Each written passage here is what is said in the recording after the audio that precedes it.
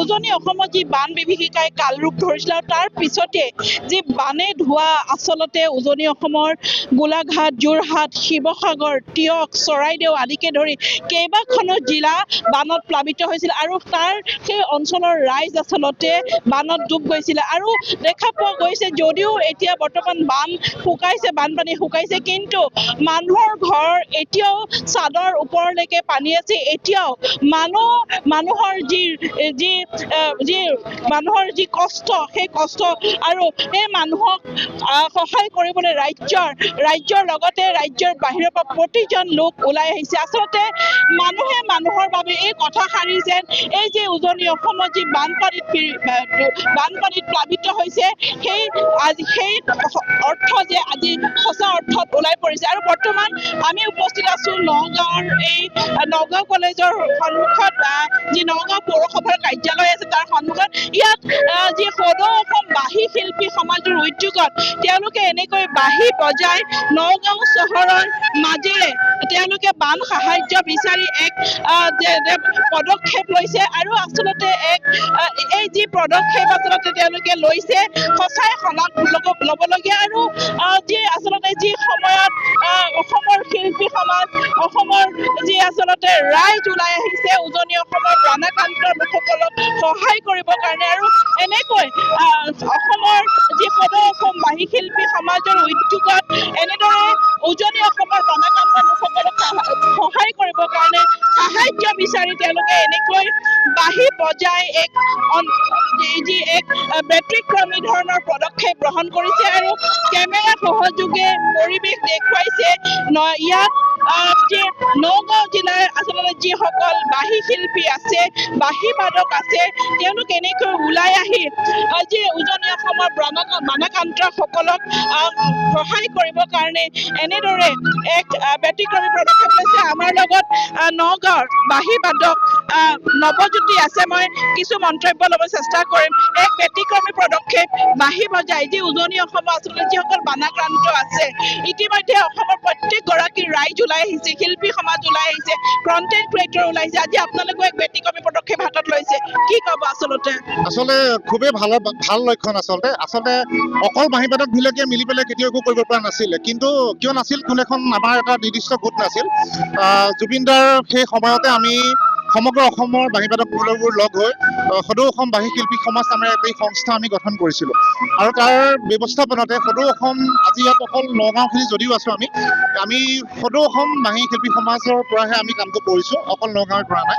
আৰু ঠিক তেনেকৈ প্ৰতিখন জিলাই গহপুৰত ইতিমধ্যে হৈ গ'ল, গতিকে গুৱাহাটীতো হৈ গ'ল, মৰিগাঁৱত হৈ গ'ল, আৰু নলবাৰীত বিশেষ হোৱা নাই, বাঁহী বাদক বেছি নাই। আৰু আটাইতকৈ ভাল কথাটো এইটোৱে যে সমগ্ৰ জিলাবিলাকৰ ভিতৰত আটাইতকৈ আমি ছাৰ্ভে কৰি গম পালোঁ নগাঁৱতে আটাইতকৈ নবীন প্ৰবীণ বাঁহী বাদকৰ সংখ্যা বেছি।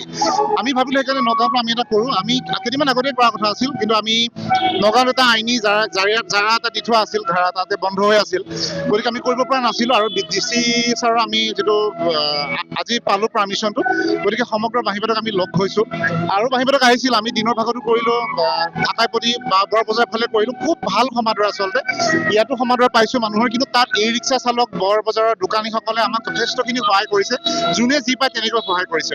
আৰু সেই বানাক্ৰান্তসকলক সহায়ৰ কাৰণে আমি 2-3 দিনৰ ভিতৰতে আমি যাম। আৰু ইতিমধ্যে তাত যিহেতু খোৱা বস্তুৰে সকলোখিনি ভৰি পৰিছে, উভয় নদী হৈছে আৰু অনিষ্টও হোৱা আমি দেখা পাইছোঁ, বা কিছু এটা বাধা অহাও দেখা পাইছোঁ।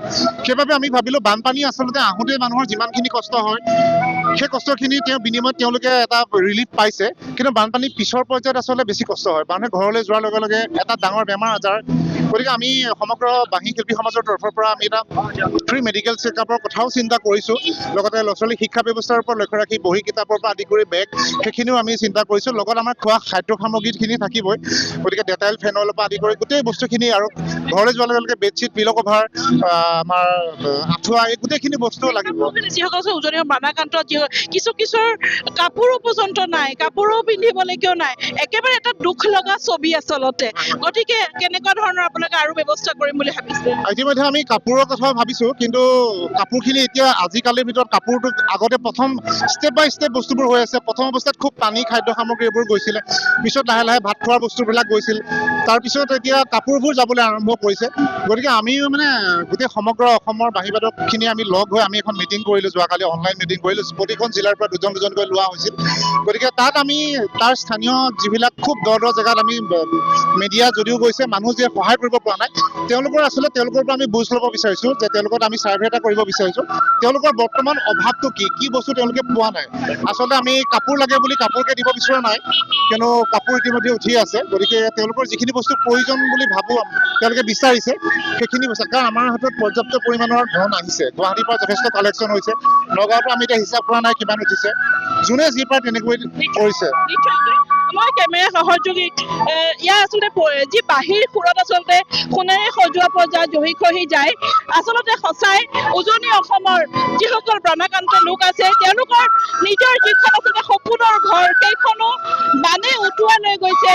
গতিকে এক ব্যতিক্ৰমী পদক্ষেপ বুলি ক'ব লাগিব সদৌ অসম বাঁহী শিল্পী সমাজৰ। এয়া নগাঁৱৰ যি আচলতে বাঁহী শিল্পীসকল আছে, মই দেখুৱাইছো যে ইয়াত যুৱতী বাঁহী বাদক সকলো আহিছে, এনেদৰে বানাকান্তসকলৰ কাৰণে সহায় বিচাৰিছে, সাহায্য বিচাৰিছে। আৰু ইতিমধ্যে নগাঁও চহৰৰ মাজেৰে তেওঁলোকে বাঁহী বজাই এই বানাকান্তসকলক এখুদমান সহায় কৰিবৰ কাৰণে এনেদৰে বাঁহী বজাই এক ব্যতিক্ৰমী পদক্ষেপ হাতত লৈছে। আৰু ক'বলৈ গ'লে যে উজনি অসমত আচলতে যি বানপানীৰ যি বিভীষিকা, হয়তো কোনো কালেও সেই বিভীষিকা তেওঁলোকে দেখা পোৱা নাছিলে। আৰু নাগালেণ্ডত যি আচলতে ডাৱৰ ব্লাষ্ট হোৱাৰ পিছতে উজনি অসমৰ কেইবাখনো জিলাত বানত ডুব গৈছিলে। বহু লোক ইতিমধ্যে চৰকাৰী তথ্য মতে প্ৰায় ৬৮জন লোক ইতিমধ্যে মৃত্যুমুখত পৰিছে। এতিয়াও বহুকেইজন নিখোজ হৈ আছে। গতিকে অসম চৰকাৰে পদক্ষেপ লৈছে, লগতে অসমৰ প্ৰতিগৰাকী ৰাইজ এই উজনি অসমৰ এই বিপদৰ সময়ত সকলোৱে হাতত হাত ধৰি আগবাঢ়ি আহিছে তেওঁলোকক সহায় কৰিবলৈ। আৰু এয়াই আচলতে মানুহে মানুহৰ বাবে। ইতিমধ্যে আমি নগাঁও জিলা আয়ুক্ত তেওঁলোকে যিসকল আচলতে বাঁহী বাদক আছে, তেওঁলোকৰ লগত সহযোগ কৰিবলৈ নগাঁও জিলা আয়ুক্ত ইতিমধ্যে আহি পাইছে। আমি মন্তব্য ল'বলৈ চেষ্টা কৰিম। জিলা আয়ুক্তগৰাকীৰ আমি কিছু মন্তব্য ল'ম। মই ছাৰ আপোনাৰ ওচৰলৈ প্ৰথমতে আহিছোঁ, যিহেতু চলি আছে DL-টো। যি বাঁহী বাদকসকলে ব্যতিক্ৰমী পদক্ষেপ লৈছে, আচলতে মানুহে মানুহৰ বাবে সকলো আগবাঢ়ি আহিছে উজনি অসমৰ কাৰণে, কিন্তু তেওঁলোকৰ এক ব্যতিক্ৰমী পদক্ষেপ লৈছে। আপুনিও আহি সহযোগ কৰিব আহিছে, কি ক'ব? আজি আমাৰ বাবে এটা অত্যন্ত গুৰুত্বপূৰ্ণ এটা দিন।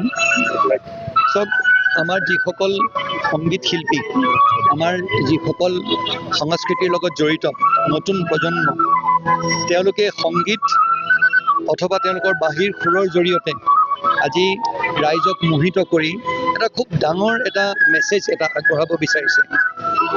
আৰু চব এজন ল'ৰা, মই আপোনাক কওঁ, প্ৰফেশ্যনেল হয়, কিন্তু আজিৰ দিনটোত অসমতে বা সমগ্ৰ ভাৰতবৰ্ষত সাংস্কৃতিক আপোন কৰি লৈ বা গীত গাই বা ইনষ্ট্ৰুমেণ্ট এটা বজাই নিজৰ জীৱন যাপন কৰিবলৈ কিমান অসুবিধা সেইটো আমি সকলোৱে জানো।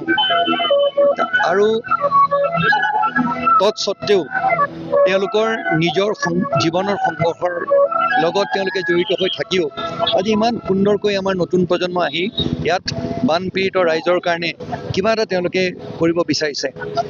মই আমাৰ গোটেই সমাজখনৰ হৈ তেওঁলোকক ধন্যবাদ জনাইছোঁ। আৰু সকলোকে মই অনুৰোধ জনাইছোঁ যে নিজৰ মন খুলি এজন দায়িত্ববোধ থকা নাগৰিক হিচাপে যি উদ্দেশ্যেৰে তেওঁলোকে আজি ইয়াত একত্ৰিত হৈছে, সেই তেওঁলোকক যাতে এই উদ্দেশ্য যাতে তেওঁলোকৰ সফল হয়। আমি নগাঁওবাসী ৰাইজে যাতে বানপীড়িত আমাৰ যিসকল বাই ভনী ভাই ককাই আছে চৰাইদেউ, শিৱসাগৰ আৰু নাজিৰাত, তেওঁলোকৰ বাবে আমি যিমানখিনি যি কৰোঁ সেইটোৱে কম, আমি যিখিনি পাৰোঁ যাতে কৰিব পাৰোঁ। ধন্যবাদ জনাইছোঁ। আচলতে এয়া নগাঁও জিলা আয়ুক্ত ইতিমধ্যে যিসকল আচলতে বাঁহী বাদক আছে, যি বাঁহী বাদকসকলে বাঁহী শিল্পীসকলে এনেকৈ বানাক্ৰান্ত লোকসকলৰ সাহায্যৰ কাৰণে সহায় কৰিবলৈ সাহায্য বিচাৰে নেকি, তেওঁলোকে বাঁহী বজাই ব্যক্তিগত পদক্ষেপ তাত নগাঁও জিলা আয়ুক্তগৰাকীয়ে সহযোগ কৰিছে। ইতিমধ্যে পৰিৱেশ দেখুৱাইছোঁ। আৰু ক'ব লাগিব যে এই সময়ত সকলো ওলাই আহক, সকলো একত্ৰিত হৈ আচলতে যি ভূপেন হাজৰিকাদেৱৰ যি গীত মানুহে মানুহৰ বাবে, সেয়া যেন সফল হওক। আৰু মানুহে মানুহৰ কাৰণে ওলাই আহি সেই সকলো দুৰ্দশাগ্ৰস্ত লোকসকলক সহায় কৰক। সেই আশাৰে আমিও সকলোকে আহ্বান জনাইছোঁ যে এই বিপদৰ সময়ত সকলোৱে হাতত হাত ধৰি ওলাই আহক।